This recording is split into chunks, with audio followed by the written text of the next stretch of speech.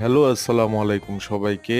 এই দেখেন আমাদের এই প্রায় ১০০ লিটারের এই ট্যাঙ্কটা কিন্তু প্রায় রেডি। ১০০ লিটারের উপরে হবে অ্যাকচুয়ালি। এর কারণ এটা আরো ২ টা ফ্লোর উঁচা হবে। এখানে আসলে গাপ্পি আর মলি রাখার জন্য এটা বানাইছিলাম। এটা প্রায় কমপ্লিট। সো এটা কমপ্লিট করার পরে কিন্তু আমার এই ফ্রাইগুলা দিয়ে দিবে। আর ফ্রাইগুলা দেখেন কত অ্যাক্টিভ। এগুলা কিন্তু মাত্র ১ মাসের ১ মাস, হ্যাঁ, ১ মাসের মতো বয়স।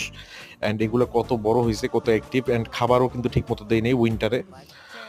উইন্টারের মধ্যে আসলে ফ্রাই করা অ্যান্ড ফ্রাই পালাটাও কত কঠিন আপনারা সবাই জানেন। সো এই গাপ্পির ফ্রাইগুলার কিন্তু লেজেও অনেক কালার চলে আসছে। সো এইগুলাকেও কিন্তু ওখানে ট্রান্সফার করে দিব। আর আরও নতুন কিছু গাপ্পি নিয়ে আসবো, সেগুলো সব ওখানে রাখবো। সো এই হচ্ছে গিয়ে অবস্থা। আর এই ট্যাঙ্কটা প্রায় রেডি। এটা হয়তো বা ২-৩ দিনের মধ্যে একদম ফুল সেট আপ হয়ে যাবে। দেন কলা গাছ দিয়ে পানিটাকে একদম রেডি করে দেন এখানে সব গাপ্পিগুলো ছাড়বো। সো আমার চ্যানেলটা সাবস্ক্রাইব করুন।